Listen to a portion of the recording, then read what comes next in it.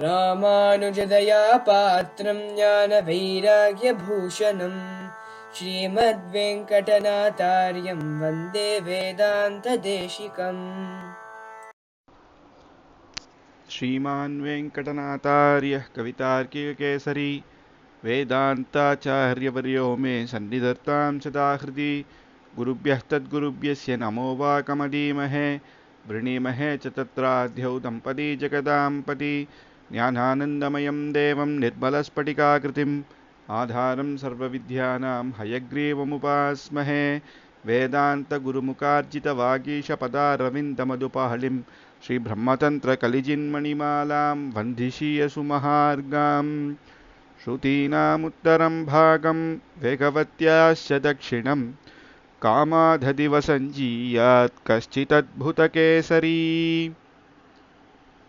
కామాశికాష్టకం ఈ రోజు నుంచి ఒక వారం స్వామి వేదాంత దేశికులు రచించిన కామాశికాష్టకం అనే స్తోత్రం, 9 స్తోత్రాలు, ఆ యొక్క స్తోత్రాల యొక్క అర్థాలను ఉపన్యాసంగా చూస్తాం. స్వామి వేదాంత దేశికులు శ్రీ లక్ష్మీ నరసింహస్వామి గురించి ఇటువంటి అద్భుతమైన మంగళాశాసనం కామాశికాష్టకం అనే స్తోత్రం. అంతకుముందు శ్రీయపతి అయిన భగవంతుడు ఎందుకు అవతారాలు చేస్తున్నారు అంటే, పరిత్రాణాయ సాధూనాం వినాశాయ చతుష్కృధాం ధర్మ సంస్థాపనార్థాయ సంభవామి యుగే యుగే అని సాధువులను రక్షించటానికి, దుష్టలను నిగ్రహం చేసి ధర్మ సంస్థాపనం చేయడం. అలాగే ఈ కలియుగంలో కూడా భగవంతుని యొక్క సంకల్పంతోనే ఆళ్వార్ల ఆచార్యులు అవతారం చేస్తున్నారు. అందులో సాక్షాత్ వేదాంత దేశికుల యొక్క స్తోత్రపాఠం యొక్క ఉపన్యాసం ఇప్పుడు చూస్తున్నాం. స్వామి వేదాంత దేశికులు కూడా ఈ ధర్మ సంస్థాపనం కోసమే అవతారం చేశారు. స్వామి వేదాంత దేశికులు సాక్షాత్ శ్రీ వెంకటేశ్వర స్వామి యొక్క ఘంటావతారం, విష్ణు ఘంటావతార అని. అతను స్వామి వేదాంత దేశికుల యొక్క అవతారం చూస్తే, అవతార కారణం ఏంటంటే, వేదే సంచాతకేథే మునిజనవచనే ప్రాప్య నిత్యాయమానే సంకీర్ణే సర్వవర్ణే సతి తదనుగుణే నిష్ప్రమాణే పురాణే మాయావాదే సమోదే కలికలుషవచాత్ శూన్యవాదే వివాదే ధర్మత్రాణాయయో భూత్ సజయతు భగవాన్ విష్ణుఘంటావతారః అని. ఈ యొక్క కలి ప్రభావం వల్ల వేదోకిలో ధర్మ మూలం అని, వేదమే మూలం, కానీ వేదంలో చెప్పిందంతా ఏముంది అని కొంతమంది చెప్తున్నారు. ఈ కలి ప్రభావం వల్ల మాయావాదం ఎక్కువైపోయింది. దాని తర్వాత నిష్ప్రమాణే పురాణే, ఈ పురాణం అంతా కట్టుకథలు, దీంట్లో ఏం ప్రమాణం ఉంది అని కొంతమంది చెప్తున్నారు. ఈ లోకమంతా మాయే అని, బ్రహ్మసత్యం జగన్మిథ్య అని కొంతమంది చెప్తున్నారు. దాని తర్వాత లోకమే శూన్యం అని బౌద్ధ మతాలు వచ్చి ఈ లోకమే శూన్యం అని చెప్తుంది. కానీ వేదము మూల ప్రమాణము చెప్పినట్టు ఈ యొక్క జగత్తు కూడా శాశ్వతం కాదు, కానీ ఇది కూడా భగవంతుని యొక్క సృష్టియే. ఇందులో కూడా మనం మంచి మార్గం వెతుక్కొని భగవంతుని చరణాన్ని చేరాలి అని, ఇటువంటి వేదానికి ఇటువంటి అపవాద వచ్చినప్పుడు దానికోసమే ధర్మత్రాణాయ యోభూత్ సజేతు భగవాన్ విష్ణుఘంటావతారః అని శ్రీయపతి అయిన వెంకటేశ్వర స్వామి యొక్క ఘంటే అవతారం చేసిందంట సాక్షాత్ స్వామి వేదాంత దేశికులుగా. స్వామి వేదాంత దేశికులు మనకు ఎంతో అనుగ్రహం చేశారు. స్తోత్రపాఠాలు కానీ, రహస్య గ్రంథాలు, వేదాంత గ్రంథాలు అని ఎన్నో నాటకం, కావ్యం ఇవన్నీ రచించారు. అందులో ప్రతి ఒక్క దాంట్లో కూడా ఈ యొక్క శరణాగతి మార్గాన్ని, మన యొక్క స్వామి రామానుజాచార్య సంబంధం అందరికీ కలగాలి అని ఇటువంటి మార్గాన్ని అద్భుతంగా ప్రతి ఒక్కరికి తెలియాలి అని ఇన్ని గ్రంథాలు మనకు రచించారు. అందులో కామాశికాష్టకం అనే నరసింహస్వామి గురించి తను చేసిన మంగళాశాసనాన్ని ఈ రోజు నుంచి మనం చూస్తాం. అందులో మొదటి శ్లోకం శృతీనాముత్తరం భాగం వేగవత్యాశ్చ దక్షిణం కామాధదివ సంజీయాత్ కశ్చిదద్భుతకేసరీ అని జీయాత్ అని చెప్పారు. జీయాత్ అంటే జయం, ఆ యొక్క భగవంతునికి జయం, భగవంతునికి మంగళాశాసనం అని. ఈ యొక్క నరసింహస్వామి అంటే వేలిరుక్కై అని కాంచీపుర దివ్యదేశం, తిరువేలుక్కై అనే దివ్యదేశం కాంచీపురంలో ఉంది. అటువంటి దివ్యదేశంలో నరసింహస్వామి మనకు అనుగ్రహం చేస్తున్నారు.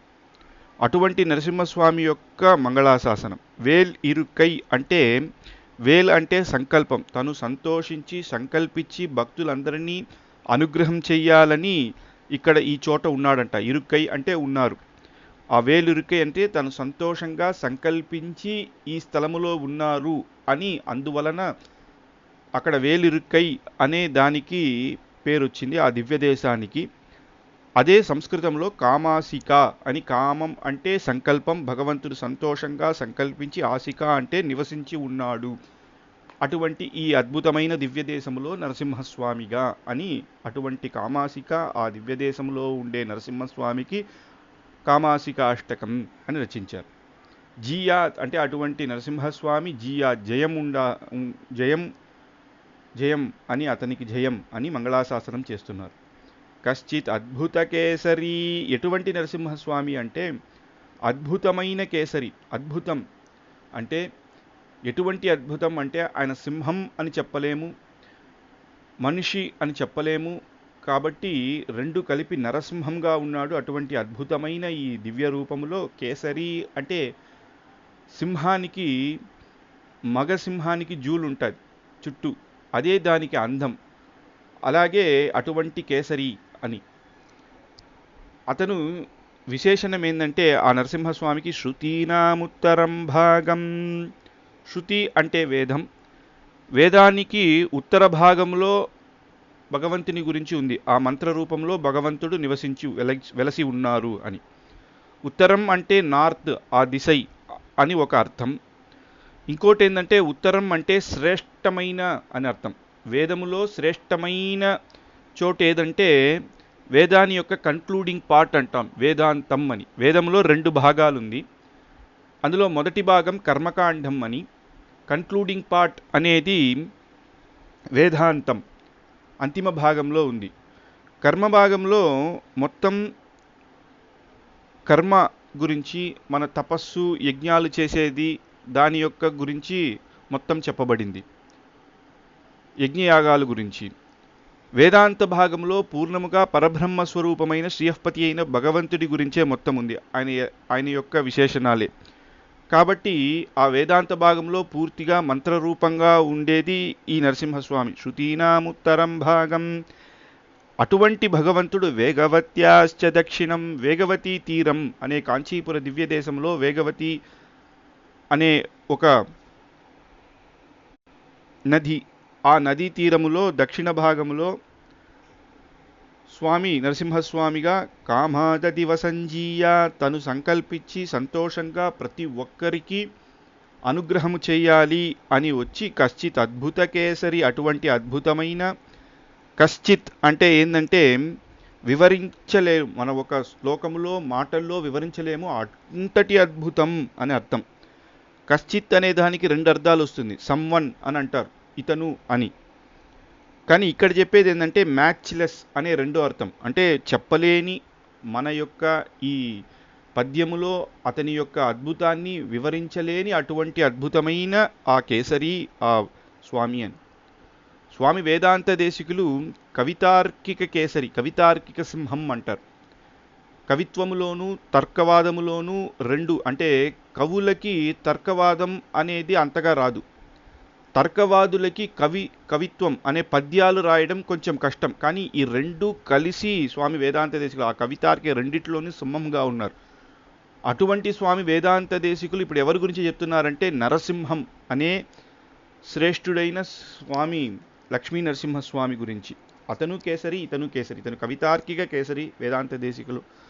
అతనేందంటే కామాసికా కేసరి అని ఇక్కడ అద్భుతమై ఈ శ్లోకం మనకు అనుగ్రహించారు.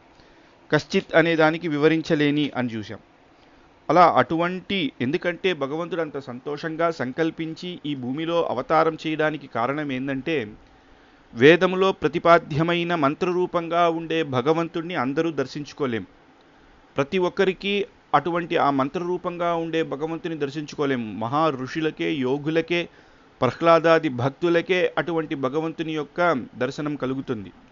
కానీ మనకు కూడా సులభంగా దర్శనం ఇవ్వాలంటే భగవంతుడు ఈ అర్చారూపం తీసుకుని ఈ భూమిలో ఉండి అవతారం చేస్తేనే మనకు కూడా సులభంగా దర్శనం అవుతుంది. కాబట్టి అందువలన ఆ శృతిలో ఉండే ప్రతిపాద్యమైన భగవంతుడు ఈ యొక్క వేగవతి దక్షిణ తీరంలో కూడా వచ్చి మనందరికీ అనుగ్రహిస్తున్నారు అని. శృతి వేదాంతంలో మృగోణ భీమ కుచరో గిరిష్టా అని చెప్తుంది. మృగోణ భీమ, మృగం, ఆ నరసింహం అనేది మృగం. సింహం అంటే ప్రతి ఒక్కరికి భయం కలిగిస్తుంది కదా. కానీ ఈ కేసరి ఇటువంటి సింహం ఏంటంటే ప్రతి ఒక్కరికి ఆశ, అతన్ని చూస్తే భక్తి కలుగుతుంది. ఇతను మృగమే కానీ న భీమ, భయం కలగదు. సింహం దాన్ భయంకరమల్లన్ అని తమిళ్లో అంటారు. సింహమే కానీ భయంకరుడు కాదు. ఎవరికి భయంకరం అంటే అనాశ్రుతులైన హిరణ్యకశిపువులకే అతను భయంకరంగా కనిపిస్తారే కానీ ఆశ్రుతులైన భక్తులకు తాను ఎంతో స్వామిగా ఉండి మనందరికీ అనుగ్రహిస్తారు. అందుకే చిన్న పిల్లలు ఎవరన్నా చూసినా కూడా మొట్టమొదటిగా మనం వాళ్లకు చెప్పే ఈ కథలు ఏంటంటే, ఒకటి గజేంద్ర మోక్షం, లేకపోతే ప్రహ్లాద చరిత్రం. చిన్నపిల్లలందరూ చూస్తే కూడా నరసింహస్వామి అంటే వాళ్ళకి ఎంతో ఇష్టం. అద్భుతంగా చిన్న వయస్సులోనే లక్ష్మీ నరసింహస్వామి ఫోటోనో ఆ విగ్రహాలనో పెట్టుకొని అర్చారూపంలో ఉండే భగవంతునికే వాళ్ళు ఎక్కువగా ఆరాధన చేస్తారు. కారణం ఏంటంటే వాళ్ళకు సింహం అంటే భయం కావాలి అంటే ఆశ్రితులకు ఎప్పుడూ తను అనుగ్రహం చేసేటట్టు ఉంటారు. వాళ్ళకు అలా భయంకరంగా ఉండడంట, అందరికీ భక్తి కలిగించేటట్టు ఉంటాడు. అందుకే అతను అద్భుతం అని, నరసింహ రూపం భయంకరం కాదు అని అంటున్నారు. స్వామి భాగవతంలో సుఖబ్రహ్మ ఋషి కూడా చెప్పినప్పుడు అదృశ్యతాత్ అధ్యద్భుత రూపముద్వహన్ స్తంభే సభాయాం నమృగం నమానుషం అని, ఒక పూర్తిగా మృగం అని చెప్పలేము, ఒక మనిషి అని చెప్పలేము, రెండూ కలిసినట్టు నరసింహంగా అదృశ్యత ఆ స్తంభము నుంచి అత్యద్భుత రూపముద్వహన్నే అని అంటున్నారు. అతి అద్భుతమైన రూపం వచ్చింది అని. భయంకరంగా ఉంది అని చెప్పలేదు, అత్యద్భుతంగా ఉన్నారు అంటే. ఎందుకంటే సుఖబ్రహ్మ చాలా భక్తులు కాబట్టి అతనికి అలాగే ఆయన అనుగ్రహిస్తున్నారు. నృసింహో యజ్ఞశాలయా మధ్యశైలశ్చ పశ్చిమే అనేది కాంచీ మహాత్మ్యంలో వస్తుంది. నృసింహో యజ్ఞశాలయా మధ్యశైలశ్చ పశ్చిమే అని. బ్రహ్మ అశ్వమేధయాగం చెయ్యాలి అని కాంచీపుర క్షేత్రంలో వచ్చి చేస్తున్నారు. అతని యాగం చేసినప్పుడు ఎంతో కష్టాలు వస్తున్నారు. కానీ యజ్ఞ సంరక్షణంగా భగవంతుడే వచ్చి ఆయనకి ఆ యజ్ఞాన్ని పూర్తి చేయిస్తున్నారు. అందులో ముఖ్యంగా దీపప్రకాశుడిగా, కాంచీ మొత్తం చీకటైపోయింది. అప్పుడు దీపప్రకాశుడిగా అవతారం చేసి ఆ దీపాన్ని మనకు సూర్యకోటి కిరణాలను ఇచ్చి ఆ యజ్ఞాన్ని రక్షించారు. దాని తర్వాత సరస్వతీదేవికి బ్రహ్మ మీద కోపముతో సరస్వతీదేవి వేగంగా వచ్చి ఆ కాంచీ నగరాన్నే కొట్టుకుపోయేటట్టు ఉండేటప్పుడు యథోక్తకారి భగవంతునిగా వచ్చి ఆ సరస్వతీదేవిని నిధానం చేసి అనుగ్రహిస్తున్నారు. కాబట్టి యజ్ఞ సంరక్షణం. అది కాకుండా నరసింహ భగవంతుడిగా వచ్చి ఆ యజ్ఞశాలలో మధ్యలో ఉండి అక్కడి నుంచి ఆ యజ్ఞాన్ని రక్షిస్తున్నారు అని. యజ్ఞ సంరక్షకుడు భగవంతుడే. ఆ యజ్ఞం చేసినందువల్ల ఆ యొక్క యజ్ఞ ఫలము అటువంటి భగవంతుడు వరదరాజస్వామిగా వచ్చి ఉన్నారు అని. ఆ అత్తిగిరిలో ఉండే ఆ నరసింహస్వామియే అంతకుముందు యజ్ఞ సంరక్షణం చేయాలని నరసింహస్వామిగా ఉన్నారు అని. ఈరోజు కూడా కాంచీ దివ్యదేశంలో చూస్తే పైన వరదరాజస్వామిని దర్శనం చేసుకునే ముందు కింద వెళ్ళేటప్పుడు నరసింహస్వామి ఉంటారు. ఆయన దర్శనం చేసుకునే పైనకి వెళ్ళి వరదరాజస్వామి దర్శనం అవుతుంది. అలాగే అక్కడ ఉన్నారు. దాని తర్వాత తిరువేలిక్కైలో అవతారం చేసి అవతారంలో ప్రహ్లాదుని అనుగ్రహించటమే కాదు, ఈ కలియుగములో ప్రతి ఒక్కరికి దర్శనమివ్వాలని తానే స్వయంగా ఆశపడి ఇటువంటి అద్భుత రూపం అర్చారూపంలో ఉండి ఈ కాంచీ దివ్య దేశంలో వచ్చి మనకు అనుగ్రహిస్తున్నారు కాబట్టి కామాదది అటువంటి నరసింహస్వామికి మంగళం కలగాలి, జయం జయం ఉండాలి, జయం అని ఇక్కడ ఈ స్తోత్రం మనకు స్వామి వేదాంత దేశికులు చెప్తున్నారు. శృతీనాం ఉత్తరం భాగం వేగవత్యాశ్చ దక్షిణం కామాదది వసంజీయాత్ కశ్చిదద్భుత కేసరి అని. దీని తర్వాత శ్లోకం నుంచి రేపు చూస్తాం. కవితార్కిక సింహాయ కళ్యాణ గుణశాలినే శ్రీమతే వెంకటేశాయ వేదాంత గురవే నమః. కవితార్కిక సింహాయ కళ్యాణ గుణశాలినే శ్రీమతే వెంకటేశాయ వేదాంత గురవే నమః.